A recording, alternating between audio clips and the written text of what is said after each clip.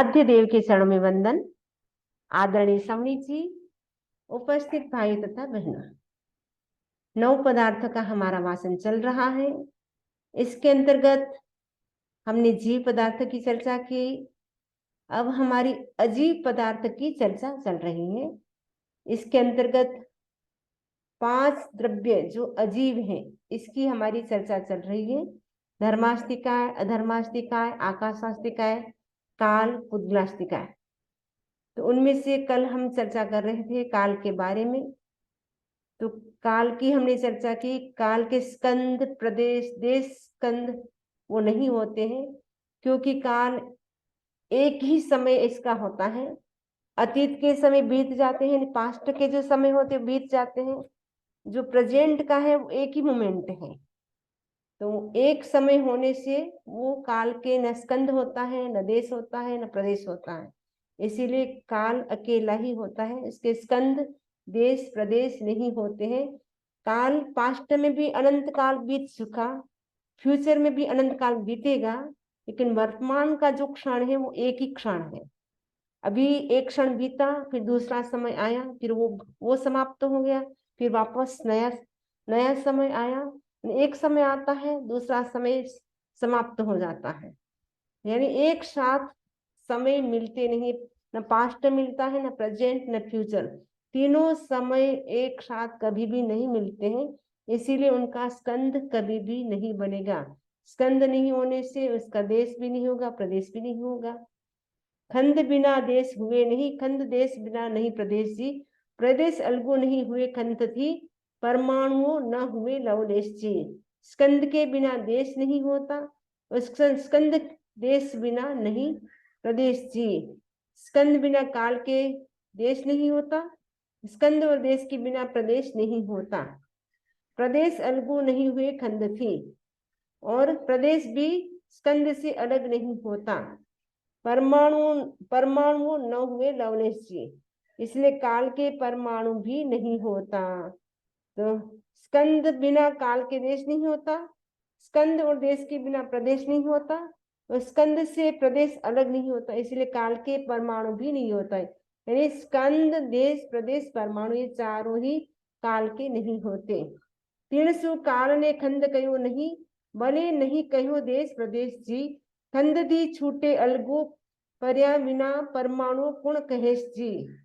तीनसु काल ने स्कंद कहो नहीं, तीनसु मतलब इसीलिए काल को स्कंद कहा नहीं है। भले नहीं कहो देश प्रदेश जी, और न उसके देश कहाँ है न प्रदेश कहाँ है। खंड थी छूटे अलगो पर्या बिना, स्कंद से छूटे अलगो माने स्कंद से छूटकर, अलगो में अलग हुए बिना। परमाणु कौन कहेश जी, उसको परमाणु कौन कहेगा, कौन कहेश माने कौन कहेगा। काल ने मापो थाप्यो तीर्थंकरा, चंद्रमादिकरी चाल विख्यात जी। ते चाल सदा काल शास्त्री, ते बधे घटने तीरमात जी। काल ने मापो थाप्यो तीर्थंकरा, काल को तीर्थंकरों ने थाप्यो, थाप्यो का मतलब है काल को बताया है। किसके आधार पे? चंद्रमादिक की चाल के आधार पे। ते चाल सदा काल शास्त्री, वो जो चाल में जो गति है वो सदा में हमेशा, शाश्वती मैंने शाश्वत है। ते बधे घटे नहीं तिल मात्र जी, तिल मात्र भी घटती बढ़ती नहीं है। तीर्थंकरों ने काल का माप चंद्रमादिक की विख्यात गति से स्थापित किया है। गति सदा शाश्वत रहती है, तिल मात्र भी घटती बढ़ती नहीं है। तीनसु मापो तीर्थंकर बांधियो, जिगन समूह थाप्यो एक जी। जगन हित कार्य ने द्रव्यनी, तीनसु इदकारा भेद अनेक जी। तीनसु मापो तीर्थंकर बांधियो जी, तीर्थंकरों ने इस गति से काल का माप बांधियो ने बांधा है। जिगन समूह थाप्यो एक जी, जिगन का मतलब जगन्य, मिनिमम एक समय की ही स्थापना की है, एक समय ही बताया है। जगन स्थित कार्य ने द्रव्यनी, जगन में जगन्य, जगन्य स्थित कार्य की जो काल द्रव्य है उसकी। तीनसु इसका इदकारा भेद अनेक जी, उससे अधिक काल की स्थिति के अनेक भेद हैं। 300 में उससे, इदका मीन्स अधिक, भेद अनेक जी में स्थिति के अनेक भेद हैं, उससे अधिक काल की स्थिति के अनेक भेद हैं। तीर्थंकरों ने इस गति से काल का माप बांधा है। जगन्य काल एक समय स्थापित किया है। समय, कार्य और काल द्रव्य की जगन्य स्थिति है। समय, कार्य और काल द्रव्य की जगन्य स्थिति है। उससे अधिक काल की स्थिति के अनेक भेद हैं। जो काल की स्थिति है उससे अधिक भेद है, अनेक भेद हैं। तो तीर्थंकरों ने इसकी गति कैसे मापी है? चंद्रमादिक, जैसे सूर्य चंद्र होते हैं, ज्योतिष के देव होते हैं, वो गति करते हैं, उसके आधार पे काल की गति का माप किया है। तो मिनिमम है वो एक समय का ही काल होता है, समय होता है, एक समय का होता है। तो समय और काल जो द्रव्य है वो उनकी मिनिमम स्थिति एक समय की है। उससे अधिक काल की स्थिति के अनेक भेद है। उसकी जो स्थिति है काल की वो अधिक हो सकती है। जैसे पास्ट की दृष्टि से देखें तो अनंत काल बीत चुका है, फ्यूचर में भी अनंत काल बीतेगा, लेकिन वर्तमान का जो समय है वो एक समय का ही है। असंख्याता समारी थापी आवली, पछे मुहूर्त पोहर दिन रात जी, पख मास रित आयन थापिया, दोय ऐनारो बरस विख्यात जी। असंख्याता माने असंख्य, समारी यानी समय की, थापी आवली ने आवली का स्थापित की है। असंख्य असंख्य समय की आवलिका कही है। आवलिका कितने समय की होती है? असंख्य समय की होती है। पछे मुहूर्त, आवलिका के बाद मुहूर्त जो 48 मिनट का होता है मुहूर्त, यानी 2 समय कम से लेकर के 48 मिनट का होता है मुहूर्त। पश्चिम मुहूर्त, उसके बाद पोहर यानी पोर्शी, अपन बोलते मुहूर्त, सामयिक का कालमान एक मुहूर्त का होता है, जिसे अपन पोर्शी करते हैं, नौकारशी पोर्शी होती है। तो मुहूर्त के बाद प्रहर, प्रहर के बाद दिन रात। तो जो दिन होता है और रात होता है उसके 4-4 प्रहर होते हैं। पूरे दिन में हम जो 12 घंटे का जैसे दिन है या कितने घंटे हो, उसके घंटे के हिसाब से उसकी पोर्शी होती है। अभी विंटर में छोटे दिन होते हैं तो पोर्शी भी मान लो 2.5-3 घंटे में हो जाती है। और जो समर होता है उस समय दिन बड़े होते हैं तो पोर्शी भी 3.5 घंटे के आसपास, 3.5-3.5 घंटे की हो जाती है। वो मुहूर्त, उसके बाद प्रहर, प्रहर के बाद क्या होता है? दिन और रात। पख मास, पख यानी पक्ष, पक्ष यानी 15 डेज का जो पक्ष होता है। मास यानी मंथ, 1 महीना यानी 30 डेज का होता है। और ऋतु माने ऋतु, 4 महीने की ऋतु होती है, सर्दी, गर्मी और चातुर्मास 3 होती है ऋतु, 4-4 महीने की होती है। जैसे समर, विंटर और रेनी सीजन होती है, वैसे 3 प्रकार की होती है। वो 4-4 महीने की होती है, 4-4 मंथ की होती है। फिर आयन, अयन हापिया, 2 एनआरओ वर्ष विख्यात जी। 2 एन मैंने 6 महीने का 6 मंथ कंप्लीट होता है, उसको अयन कहा जाता है। जब 2 अयन मिल जाते हैं एक साथ तब वो 1 वर्ष होता है। 6 मंथ मिलेंगे तो 12 महीने का 1 वर्ष हो जाता है। इम कहता कहता पल सागरु, इम कहता कहता मैंने ऐसे कहते कहते पल से कहा हो जाता है पल्योपम, सागरोपम, उत्सर्पिणी ने अवसर्पिणी, पहचानो, जानो मैंने पहचानो। इतना लंबा समय कैसे हो जाता है? एक एक पल पल बीतते बीतते बीतते पल्योपम, सागरोपम, उत्सर्पिणी अवसर्पिणी जान जी, जाओ पुद्गल परावर्तन थापियो, इम काल द्रव्य ने पीछाण जी। यावत पुद्गल परावर्तन, जामनिश यावत पुद्गल परावर्तन थापियो, पुद्गल परावर्तन स्थापित किए हैं। इम काल द्रव्य ने पहचान, इस तरह काल द्रव्य को पहचानो। तो काल द्रव्य के अपन बोलते हैं पल्योपम, इतने देवता की आयु है, इतने पल्योपम किए, इतने सागरोपम किए, इतने अवसर पीढ़ी बीत गई, उतनी उत्सर पीढ़ी बीत गई। तो हम कैसे पहचानते हैं? काल के आधार पे पहचानते हैं। यदि काल नहीं होता तो हम पहचान भी नहीं कर पाते कि कितना समय हमें बीता है। तो ये समय तो बीतता ही रहा है और बीतता रहेगा। अनंत काल बीत चुका है और अनंत काल आएगा, वो भी बीतेगा। बस वर्तमान का जो क्षण है वो एक मोमेंट का है, इसलिए बोलते live in the present. Present यानी वर्तमान में जियो, वर्तमान का जो क्षण है उसमें जियो। हम पास्ट की सोचते हैं और या फ्यूचर की कल्पना करते हैं, फ्यूचर की सोचते हैं, पास्ट की कल्पना करते हैं कि पास्ट में हमने ऐसा किया था, फ्यूचर में ऐसा करेंगे, लेकिन वर्तमान का जो क्षण है उसका हम चिंतन नहीं करते हैं। तो भगवान कहते हैं कि वर्तमान में हमें जीना है। प्रेक्षा ध्यान भी यही कहता है, live in the present moment. तो क्योंकि वर्तमान का क्षण एक ही है और वो समय तो निरंतर बीत रहा है, ऐसे करते करते मनुष्य भव का जो आयुष्य है वो भी एक समय के बाद बीत जाता है, क्योंकि हमारा आयुष्य तो बहुत कम है।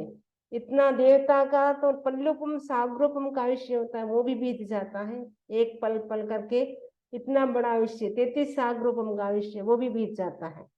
ऐसे करके अनंत अवसर पीढ़ी, अनंत उत्सर पीढ़ी बीत गई है और पुद्गल परावर्तन भी कितने बीत चुके हैं। तो सम्यक तो प्राप्ति हो जाती है तो हम अर्ध पुद्गल परावर्तन में आ जाते हैं, यानी अर्ध पुद्गल परावर्तन में तो हमारा श्योर मोक्ष होता ही है। ये काल के बारे में बताए हैं। अब नेक्स्ट है, इन विद गयो काल निकलू इम हिज आगम्यो काल जी, वर्तमान सम पूछे तीन तीन समय एक समोच्च अबाधा काल जी।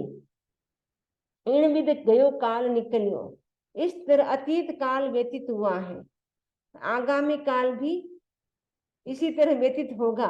अतीत यानी पास्ट भी इस प्रकार व्यतीत हुआ है और आगामी यानी भविष्य काल भी यानी फ्यूचर भी ऐसे ही व्यतीत होगा। वर्तमान समो पूछे तीन समय, वर्तमान समय वर्तमान समय तो जबकि पूछा जा रहा हो, एक समय अद्धा काल है। वर्तमान समय में, वर्तमान समय वर्तमान समय में पूछे तीन समय, पूछे तीन समय पूछे ने पूछना, तीन समय में उस समय एक समोच्च अबाधा काल जी, और एक समय का अबाधा काल है, नहीं अबाधा नहीं सॉरी अद्धा काल। अद्धा काल काल का एक नाम है अद्धा काल, तो अद्धा काल है वो एक समय का है। बाकी तो वो पास्ट का बीत चुका है और भविष्य का भी बीतेगा, लेकिन जो वर्तमान का जो समय है वो एक समय का है, उसे अद्धा काल कहा जाता है। ते समो वर्ते से अडी द्वीप में 380 दूर जान छी, और वो समय कहाँ बीतता है, कहाँ बरतता है, अडी द्वीप में। अडी द्वीप में ही वो वर्तन करता है। तिरछो एति दूर जान छी, व तिरछा अढ़ाई द्वीप प्रमाण, तिरछे में तो ढाई द्वीप प्रमाण, तथा ऊंचो ऊंचो वर्ते, ऊंचो यानी ऊंचा, ज्योतिष चक्र, ज्योतिष चक्र यानी ज्योतिष चक्र तक, कहाँ तक है, 900 योजन परमाण जी, 900 यानी 900 योजन तक वो वर्तता है। ये जो समय है वो ढाई द्वीप में ही होता है। तो ढाई द्वीप में कहाँ के हम वर्तन करता है, तो तिरछे लोक में। अभी हम लोग जो है वो तिरछे लोक में है, मध्य लोक में, और जो देवता है ज्योतिष जो है वो ऊंचे लोक में है। तो ऊंचे लोक में कहाँ तक, 900 योजन तक, उसके आगे नहीं है। तो 900 योजन तक है ज्योतिष चक्र मंडल जो है, ग्रह नक्षत्र तारे, वहां तक ये समय वर्तन करता है। नीचो बरते सहस जो जोजन लगे, महाविदेरी दो विजय महंजी, क्योंकि महाविदेय क्षेत्र की दो विजय हैं वो नीचे गई, एक लीलावती और सलीलावती दो नाम है इनके, वो दो विजय अधोलोक में चली गई हैं, जिसके कारण अधोलोक में भी यानी नीचे लोक में भी काल वर्तन करता है। नीचो बरते सहज जोजन लगे, सहज माने 1000 योजन तक, 1000 योजन तक नीचे भी वो जो विजय है वो 1000 योजन तक, महाविद्य की दो विजय है वो 1000 योजन तक अधोलोक में गई है, नहीं नीचे लोक में गई है। तो त्यामे वर्ती अनंता द्रव्या ऊपरे, 300 अनंती कहीं से परछाए छी। तो इन सब में काल अनंत अनंत द्रव्य पर वर्तन करता है। त्यामे वर्ती अनंत द्रव्य ऊपर, अनंत द्रव्यों पर काल क्या करता है, वर्तन करता है। इससे काल के भी अनंत पर्याय कहे गए हैं। तो इसमें बताया है कि नीचे महाविद्य की दो विजय तक सहस्र योजन प्रमाण वर्तन करता है, क्योंकि ऊपर तो 900 योजन तक वर्तन करता है। काल, और नीचे में 1000 योजन तक महाविद्य क्षेत्र है, उसकी 2 भुजें नीचे गई हैं, वो 1000 योजन तक है, तो काल भी वहां तक ही वर्तन करता है। और काल क्या करता है, अनंत द्रव्यों पर वर्तन करता है, अनंत पुद्गल, अनंत जीव, अजीव, इन सब पे वर्तन करता है। इससे काल के भी अनंत पर्याय कहे गए हैं। एक एक द्रव्य रे ऊपरे एक एक समो गिन्यो नहीं, गिन्यो ताही जी, 301 समाने अनंता कहा, काल तणी पर जाए रे न्याय जी। एक एक द्रव्य रे ऊपर एक एक द्रव्य पर एक एक समूह गिन्यो ताही जी, एक एक समय गिना गया है, एक एक द्रव्य पर एक एक समय गिना गया है। 301 समाने अनंता कहा, इसीलिए काल के पर्याय के न्याय से एक समय को अनंत कहा गया है। काल तणी बरझायरे न्याय जी, काल के पर्याय के न्याय से 301 समाने, इसीलिए एक समय को अनंत कहा गया है, क्योंकि एक एक द्रव्य पर एक एक समय गिना गया है। अनंत द्रव्य है तो अनंत समय अपना हो गया, इसलिए काल के पर्याय के न्याय से, इस न्याय से एक समय को अनंत कहा गया है। भले कही कहने कितनो कहूँ, वर्तमान समो सदा एक जी, कह कह करके मैं कितना कहूँ, वर्तमान समय तो हमेशा एक ही है। तीन एकड़ ने अनंता कहा, तिने ओळखो आन विवेक जी, तीन एकड़ ने अनंता कहा, उस एक को अनंत कहा है। तीन ने मैंने इसलिए उसको ओळखो पहचानो, आन विवेक जी, मन में विवेक ला करके उसको पहचानो। कह कर मैं कितना बतला सकता हूँ, वर्तमान समय सदा एक है, इस एक को ही अनंत कहा है, उसे विवेक पूर्वक पहचानो। काल तो एक ही है, उसको अनंत इसीलिए कहा है क्योंकि अनंत द्रव्यों पे वो वर्तन करता है, इसीलिए उसको अनंत कहा है। एक काल द्रव्य अरूपी तणो कहो छे अल्प विस्तार छी, तो अरूपी काल द्रव्य है तो इसका अल्प विस्तार, अल्प विस्तार, थोड़ा सा विस्तार कहा है। इवे पुद्गल द्रव्य रूपी तणो विस्तार सुनो एक धार जी। अब रूपी जो पुद्गल द्रव्य है उसका विस्तार से आप वर्णन सुनो। अरूपी काल द्रव्य का यह संक्षेप में विवेचन किया गया है। अब रूपी पुद्गल द्रव्य का विस्तार ध्यान पूर्वक सुनो। सुनो एक धार, सुनो एक धार का मतलब ध्यान पूर्वक सुनो में सुनो। पुद्गल रा द्रव्य अनंता कहा, ते द्रव्य तो शास्ता जान छी। पुद्गल के द्रव्य अनंत कहे हैं और वो द्रव्य कैसे, शाश्वत, जान में समझो। भावे तो पुद्गल अशास्तो, तिणरी बुद्धवंत करजो पिछाण जी। और भावे तो पुद्गल मैंने भावतः, भाव से पुद्गल क्या है, अशाश्वत है। तिणरी बुद्धवंत करजो पिछाण जी, उसकी बुद्धिमान जो लोग हुए उनकी पहचान करना। पुद्गल के द्रव्य अनंत कहे गए हैं, उन द्रव्यों को शाश्वत समझे। भावतः पुद्गल अशाश्वत है, बुद्धिमान द्रव्य और भाव पुद्गल की पहचान करे। पुद्गल रा द्रव्य अनंता कहा, ते घटे बधे नहीं एक जी। पुद्गल के जो अनंत द्रव्य कहे ते घटे बधे बढ़े नहीं एक जी, एक भी घटता भी नहीं है, एक भी बढ़ता नहीं। जितने संसार में पुद्गल द्रव्य हैं उतने ही रहेंगे, एक न घटेगा न बढ़ेगा। इधर वो टूटता है तो वो दूसरे फॉर्म में कन्वर्ट हो जाता है, लेकिन वो पुद्गल ही रहता है, घटता नहीं है, बढ़ता नहीं है। जिस जीव की मृत्यु होती है, मतलब यहाँ से शरीर छूटा तो दूसरा उसको शरीर मिल गया, तो जीव जितने हैं उतने ही रहते हैं। वैसे ही पुद्गल है, वो जितने हैं उतने ही रहते हैं, वो भी घटते बढ़ते नहीं। जैसे जीव भी न घटता है न बढ़ता, उतने ही जीव रहते हैं, वैसे ही पुद्गल भी उतने ही रहते, न घटते हैं न बढ़ते हैं। घटे बढ़े ते भाव पुद्गल, तीणरा से भेद अनेक जीव। जो घटबढ़ होता है वो भाव पुद्गल होते हैं, उसके अनेक भेद हैं। तीणरा चार भेद जिणवर कहा, खंड ने देश प्रदेशी। भगवान ने उसके चार भेद कहे हैं। स्कंद, खंड में स्कंद, देश, प्रदेश, और चौथा भेद उसका परमाणु। पुद्गल के चार भेद है, बाकी के तो तीन भेद है। काल के कोई भेद नहीं, बाकी धर्मास्तिका, अधर्मास्तिका है, आकाशास्तिका है, इनके तीन भेद है, स्कंद, देश, प्रदेश। काल का कोई भेद नहीं। पुद्गल के चार भेद, स्कंद, देश, प्रदेश और परमाणु। चौथो भेद न्यारो परमाणुओ, तीणरो से ओही जी विशेष छी। यही विशेषता है, परमाणु की विशेषता ये है।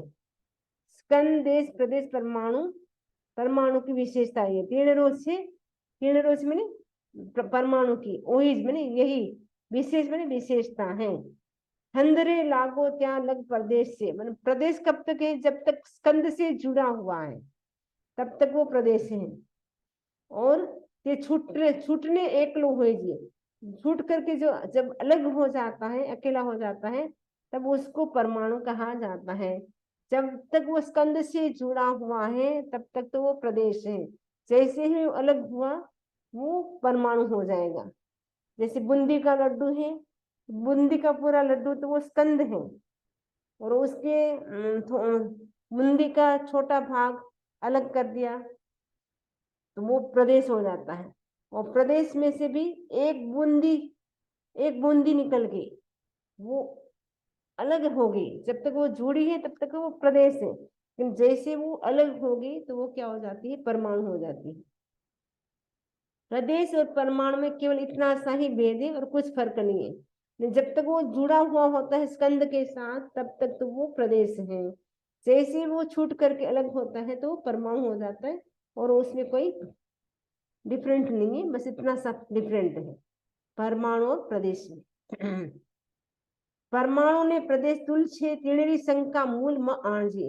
परमाणु और प्रदेश तुलछ में समान है, तिणरी संख्या मैंने उसमें शंका मूल में आणजे, उसमें शंका नहीं करना है, जरा भी शंका नहीं करना है।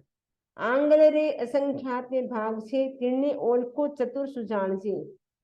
आंगल रे, आंगल का मतलब अंगुल के, असंख्यात में भाग जितना होता है, परमाणु कितना होता है? अंगुल के असंख्यात में भाग जितना।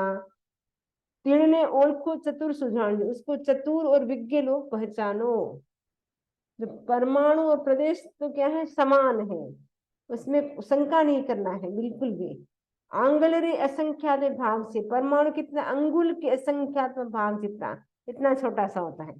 तिरने ओल को चतुर सुजान, उसको चतुर और सुजान बुद्धिमान व्यक्ति पहचानो, सुजान अच्छी तरह से जानो। उत्कृष्टो खंड उद्गल तणो, जब संपूर्ण लोक प्रमाण से, उत्कृष्ट जो स्कंद है वो कितना होता है? संपूर्ण लोक प्रमाण। और आंगुल रे भाग असंख्यात में जगन खंड एतनो जान जी, और जगन्य स्कंद अंगुल के असंख्यात में भाग जितना होता है। उत्कृष्ट स्कंद तो संपूर्ण लोक प्रमाण, और जगन्य कितना है? जगन्य यानी मिनिमम कितना है? मैक्सिमम तो संपूर्ण लोक प्रमाण है स्कंद, उद्गल स्कंद, और मिनिमम है वो अंगुल के असंख्यात भाग जितना है। अनंत प्रदेशियों खंड हुए एक प्रदेश क्षेत्र में समाये जी, ते पुद्गल फेल मोटो खंड हुए ते संपूर्ण लोक रे माये जी। अनंत प्रदेशियों खंड हुए, अनंत प्रदेशी स्कंद एक आकाश प्रदेश क्षेत्र में समा जाता है। अनंत प्रदेशी जो स्कंद होता है एक प्रदेश क्षेत्र में समा जाता है, एक आकाश प्रदेश में वो समाहित हो जाता है। ते पुद्गल फेल मोटो खंड हुए, और वही पुद्गल स्कंद फेल करके मोटो खंड ने बड़ा स्कंद होता है। ये संपूर्ण लोक रे महेज, और वो संपूर्ण लोक रे महे संपूर्ण लोक में होता है। अनंत प्रदेशी स्कंद एक आकाश प्रदेश क्षेत्र में समा जाता है, और वही पुद्गल स्कंद फैलकर विस्तृत हो संपूर्ण लोक प्रमाण हो जाता है। समचे पुद्गल तीन लोक में खाली ठोर जाएगा नहीं काहे जी, ते आमा सामा फिर रहा लोक में एक ठाम रहे नहीं ताही जी। जो पुद्गल हैं, समचे पुद्गल तीन लोक में, समचे मैंने समूचे रूप में, ग्रुप के रूप में, तीन लोक में मैंने तीनों लोकों में है, और सब जगह है, खाली ठोर जाएगा नहीं कहेंगे। कोई भी ऐसा स्थान नहीं जो पुद्गल से खाली हो। ठोर में स्थान, खाली ठोर, ऐसा कोई खाली स्थान नहीं है जहाँ पुद्गल न जाते हो।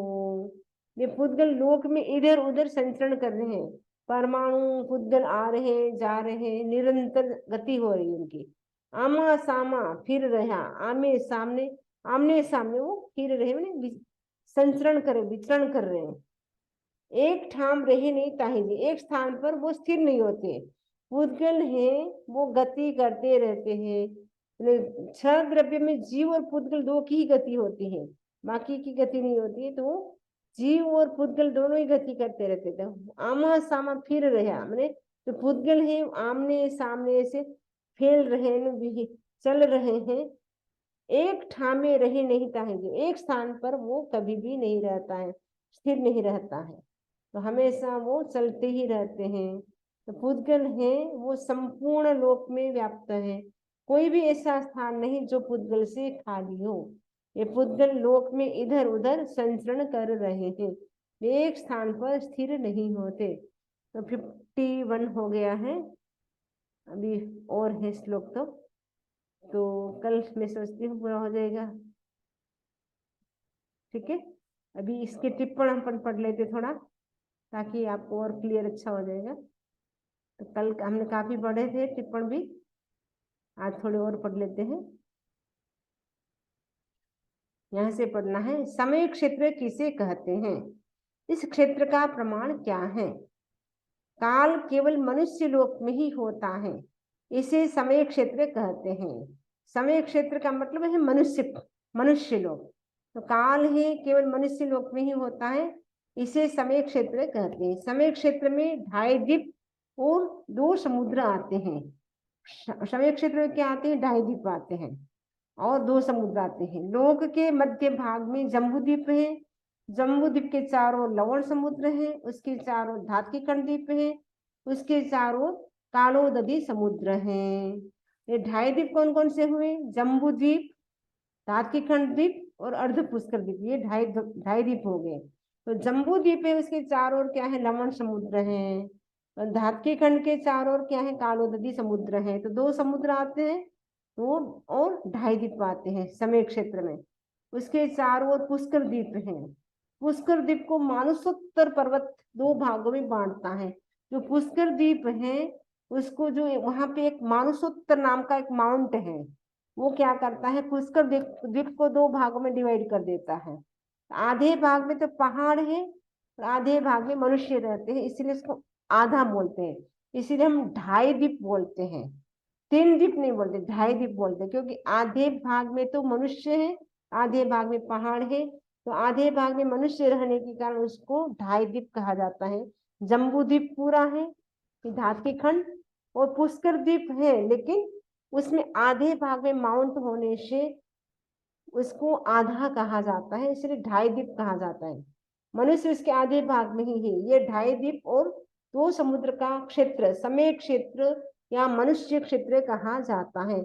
आपको प्रश्न पूछ सकते हैं, समय क्षेत्र किसे कहते हैं या मनुष्य क्षेत्र किसे कहा जाता है, तो आपको कहना पड़ेगा कि जो 2.5 द्वीप और जो 2 समुद्र के बीच जो है उसको समय क्षेत्र कहा जाता है। जम्बू द्वीप, धात्किखंड और अर्ध पुष्कर द्वीप और उसके साथ जो 2 समुद्र हैं उसको समय क्षेत्र कहा जाता है। 2.5 द्वीप और 2 समुद्र का क्षेत्र जो होता है उसे समय क्षेत्र कहा जाता है। इसकी लंबाई चौड़ाई कितनी है, 45 लेग की, 45 लाख योजन की। इसका दूसरा नाम 2.5 द्वीप भी है। इसका आयाम विस्कंभ 45 लाख योजन प्रमाण है। हम मनुष्य क्षेत्र भी कह सकते हैं, समय क्षेत्र भी कह सकते हैं और इसको हम 2.5 द्वीप भी कह सकते हैं। इसका आयाम विस्कंभ यानी लंबाई चौड़ाई कितनी है, 45 लेख योजन प्रमाण, 45 लाख योजन प्रमाण है। ये काल का तिरछा विस्तार है। ऊर्ध्व दिशा में इसका क्षेत्र ज्योतिष चक्र तक 900 योजन है। तिरछा लोक कितना बड़ा है, 45 लाख योजन, 45 लाख योजन प्रमाण है। तिरछा लोक जो अपन जो रहते हैं तिरछा लोक वो 45 लाख योजन प्रमाण है। और ऊर्ध्व दिशा में कहाँ तक है क्षेत्र, ज्योतिष चक्र है वो मनुष्य क्षेत्र से 900 योजन वहां तक ही है, तो वहां तक है समय क्षेत्र है। उसके बाद चंद्र सूर्य गति नहीं करते हैं, जहाँ चंद्र है वह चंद्र है, जहाँ सूर्य है वह सूर्य है। एक रात हमेशा चंद्र होगा वह रात रहेगी, सूर्य वहां सूर्य दिन रहेगा, वो मूवमेंट नहीं करते, केवल 2.5 द्वीप के जो चंद्र सूर्य हैं वही मूवमेंट करते हैं। तो वो जम्बू द्वीप, धात्विक खंड द्वीप और अर्ध पुष्कर द्वीप, वहीं पे चंद्र सूर्य की गति होती है। और 2 समुद्र, कालोदधी समुद्र और लवण समुद्र। 45 लाख योजन का क्रम क्या है? लोक के मध्य भाग में जम्बू द्वीप 1 लाख योजन लंबाई चौड़ाई वाला गोलाकार है। जो जम्बू द्वीप है वो कहाँ है? लोक के मध्य भाग में है। वो कितना बड़ा है? 1 लाख योजन लंबाई चौड़ाई वाला और गोलाकार है। नहीं, जैसे हमारी जो चूड़ी होती है, चूड़ी के थाली के आकार का, चूड़ी तो खाली होती है लेकिन थाली जो होती है गोल गोल थाली के आकार का है जम्बू द्वीप। और जम्बू द्वीप से दुगुना क्या है? लवण समुद्र है। जैसे जम्बू द्वीप है 1 लाख योजन का, तो लवण समुद्र है 2 लाख योजन का। जो 4 लाख योजन है, मतलब वो दोनों भागों में हम बांटेंगे तो वो 4 लाख योजन का हो जाएगा। उससे दुगुना लवण समुद्र है जो 4 लाख योजन का है। उसके बाहर धात्की खंड द्वीप 8 लाख योजन का है। उसके बाहर कालोदधी समुद्र 16 लाख योजन का है। उसके बाहर पुष्कर द्वीप 32 लाख योजन का है। पर मनुष्य केवल पुष्कर द्वीप के आधे भाग में होने के कारण अर्ध पुष्कर के 16 लाख योजन ही लेते हैं। इस प्रकार 1, 4, 8, 16, 16 प्लस बराबर 45 लाख योजन हुआ। जम्बू द्वीप 1 लाख योजन का हो गया, उससे दुगुना लवण समुद्र हो गया। तो लवण समुद्र 4 लाख का कैसे हो गया? क्योंकि ये पूर्व पश्चिम के हिसाब से 2-2 लाख हो जाता है, क्योंकि इससे डबल, तो 2 लाख करने से 4 लाख हो जाता है। फिर वैसे 4 लाख के दुगुना हो जाएगा 8 लाख। तो जो धात्की खंड द्वीप है वो 8 लाख योजन का है। उसके बाहर जो कालोदधी समुद्र है चारों ओर, वो 16 लाख का हो जाएगा। और जो अर्ध पुष्कर द्वीप ऐसे 32 लाख का है, लेकिन आधे क्षेत्र में मनुष्य रहते इसलिए हम 16 ही गिनेंगे। तो 16, 16, 32, 8, 40, 4, 44 और 1, 45। तो 45 लाख कोई पूछे तो वो कैसे होता है, आप ये बता सकते हैं। 1 लाख योजन का जम्बू द्वीप, 4 लाख योजन का लवण समुद्र, 8 लाख योजन का धात्की खंड द्वीप और कालोदधी समुद्र 16 लाख योजन का और अर्ध पुष्कर द्वीप 16 लाख योजन का। ऐसे टोटल करके 45 लाख योजन होता है। काल का माप किस आधार से किया गया है? काल का माप सूर्य आदि की गति पर आधारित है। मनुष्य क्षेत्र में जहाँ सूर्य चंद्रमा आदि गतिशील है, वही काल के दिन रात आदि व्यवहार होते हैं। ये जो काल का आधार है, काल का माप है, वो किस आधार पे है? तो चंद्रमा और सूर्य की जो गति होती है उसके आधार पे दिन और रात होते हैं। मनुष्य क्षेत्र के बाहर सूर्य चंद्र स्थिर है। मनुष्य क्षेत्र में ही सूर्य और चंद्र मूवमेंट करते हैं, लेकिन मनुष्य क्षेत्र के बाहर यानी 2.5 द्वीप के बाहर सूर्य और चंद्र स्थिर है। जहाँ सूर्य वहाँ सूर्य, जहाँ चंद्र है वहाँ चंद्र, वे गतिशील नहीं है। इसीलिए मुहूर्त, पक्ष, मास आदि काल व्यवहार मनुष्य लोक में ही प्रचलित है, बाहर नहीं। इन्हें 2.5 द्वीप में ही हम बोलते कि 1 महीना हो गया, 1 वर्ष हो गया, 2 वर्ष हो गया, 5 वर्ष हो गया, वो केवल 2.5 द्वीप में ही हम यह बता सकते हैं। 2.5 द्वीप के बाहर ऐसा कोई व्यवहार नहीं है। काल यदि मनुष्य लोक में ही है तो नारक और देवों के आयुष्य आदि के माप का आधार क्या है? ये सहज प्रश्न होगा। यदि मनुष्य क्षेत्र में ही हम समय को मानेंगे तो नारकी और देवता का आयुष्य कैसे हम माप सकते हैं? इसमें बताया है कि मनुष्य लोक के बाहर यदि कोई काल व्यवहार करना हो और कोई करे तो वो मनुष्य लोक में प्रसिद्ध व्यवहार के आधार पर ही करते हैं। यहाँ के आधार पे अपन बताते हैं कि पल्योपम, सागरोपम, वो मनुष्य क्षेत्र के आधार पे हम बताते हैं, क्योंकि वहां तो कोई सूर्य चंद्र वहां पे कोई गति नहीं करते हैं, इसलिए वहां तो कोई समय नहीं होता है। लेकिन यहाँ के आधार पे हम बताते हैं कि 33 सागरोपम का आयुष्य है या 1 पल्योपम का है या 2 पल्योपम का। तो हम व्यवहार मतलब मनुष्य क्षेत्र के आधार पे हम वो बता सकते हैं। नारक और देवों की काल गणना का आधार मनुष्य लोक में प्रचलित काल विभाग से ही है। भगवती सूत्र में इस संदर्भ में भगवान महावीर गौतम का बड़ा रोचक वार्तालाप दिया गया है। बहुत अच्छा यहाँ पे आ रहा है। गौतम पूछते हैं, भंते नरक में गए हुए नैरिक क्या ये जानते हैं यह समय है, या आवलिका है, या उत्सर पिंड है, या उत्सर पिंड है? गौतम ऐसा नहीं होता। बनते क्यों नहीं होता गौतम? समय आदि का भान मनुष्य क्षेत्र में ही है, अन्यत्र नहीं है। तो भगवान से गौतम प्रश्न पूछ रहे हैं कि जो नारकी जीव होते हैं क्या उनको पता चलता है कि उत्सर पिंड है, क्या उत्सर पिंड है, या 1 महीना 2 महीना आवलिका जो भी है वो उनको पता चलता है? भगवान ने कहा नहीं, उनको पता नहीं चलता है। ये पता किसको चलता है? कि मनुष्य क्षेत्र के जो मनुष्य होते हैं उनको ही पता चलता है। यही बात एक केंद्र से तिरंज पंचेंद्र तक के जीवों के लिए तथा सभी देवों के लिए समझनी चाहिए। सारे देवता हैं, नारकी हैं, एक केंद्र से पंचेंद्र तक के जीव हैं, उन किसी को भी नहीं पता चलता है। केवल मनुष्य क्षेत्र को, मनुष्य को ही ये सब पता चलता है। समय का भान उनको ही होता है, बाकी किसी को भी नहीं होता। बनते क्या मनुष्य लोक में गए हुए मनुष्य जानते हैं कि ये समय है, यावलिका है, उत्सर पिणी, अवसर पिणी? हाँ गौतम जानते हैं। बनते कैसे गौतम? मनुष्य क्षेत्र में ही समय आदि का भान है। यही यही यह जाना जाता है कि समय है, आवलिका है, उत्सर पिणी है और अवसर पिणी है। मनुष्य क्षेत्र के जो मनुष्य हैं उनको ही पता चलता है कि यहाँ उत्सर पिणी चल रही है, या अवसर पिणी, जिसे अपन को पता चल रहा है अभी अवसर पिणी काल के अपन 5वें आर्य में जी रहे हैं। बाकी तिरंज गति के जो जीव है उनको ही पता है कि हम कहाँ जी रहे हैं। एक इंद्र से लेकर तिरंज पंचेंद्र किसी को भी ज्ञान नहीं है। अगर किसी को जाति स्मृति ज्ञान हो जाए तो अलग चीज है, बाकी ये नहीं पता चलता है। केवल मनुष्य को ही पता चलता है हम कौन से एरा में जी रहे हैं, कौन से कालखंड में जी रहे हैं। तो इतना हमने कंप्लीट कर दिया है। अब नेक्स्ट जो टिप्पण है वो हम आगे पढ़ेंगे। कल शायद ये कंप्लीट भी हो जाएगा हमारा अजीव पदार्थ भी। तो इससे संबंधित किसी को कोई प्रश्न हो तो पूछ सकते हैं, इसी आशा के साथ। ओम अरहम, ओम अरहम। हज क्षेत्र की 2 विजय नीचे है क्या? महाविद्य क्षेत्र के, महाविद्य क्षेत्र की 2 विजय नीचे की, 32 विजय ना महाविद्य क्षेत्र की। हाँ, 32। 32 में से 2 विजय हैं, एक लीलावती और एक है सलीलावती। 2 विजय है वो नीचे गई है। वो 2 विजय नीचे गई, वो 1000 योजन तक गई नीचे, 1000 योजन तक वो तो नीचे गई है। तो काल जो जो समय है वो वहां तक हाँ, वर्तन करता है क्योंकि वहां मनुष्य रहते हैं। तो जो समय है चंद्र सूर्य की गति कहाँ तक है? मनुष्य क्षेत्र में। तो मनुष्य क्षेत्र कहाँ तक है? तो 2.5 द्वीप, जम्बू हाँ, द्वीप, धात्रिकण द्वीप, अर्धपुष्कर, और 2 बीच में समुद्र आ जाते, तो वहां तक वो वर्तन करते हैं।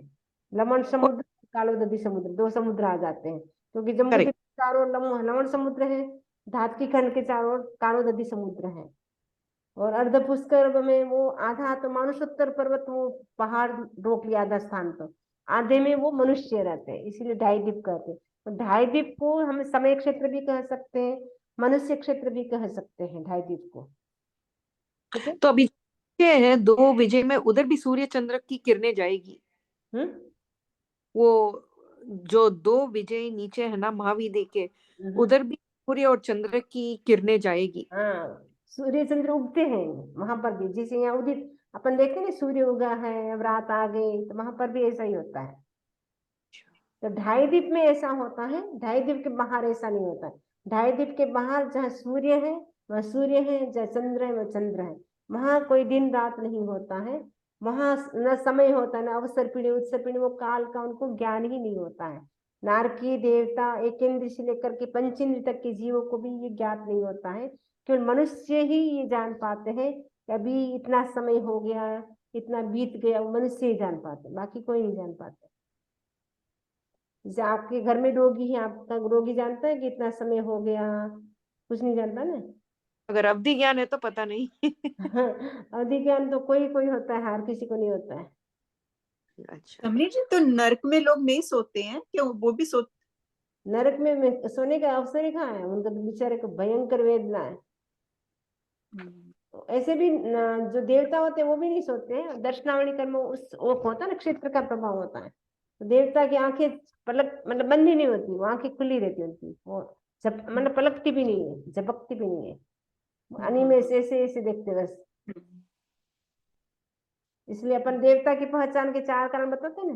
देवता की आंखें हैं वो झपक पलक जो उसकी आंखें हैं वो झपकती नहीं है, उनकी परछाई नहीं पड़ती है, उनकी फूलों की माला होती है वो मुरझाती नहीं है, वो हमेशा धरती से 4 अंगुल ऊपर चलते हैं, वो देवता होते हैं। तो देवता भी सोते नहीं है, नारकी के जीव भी नहीं सोते, देवता भी नहीं सोते।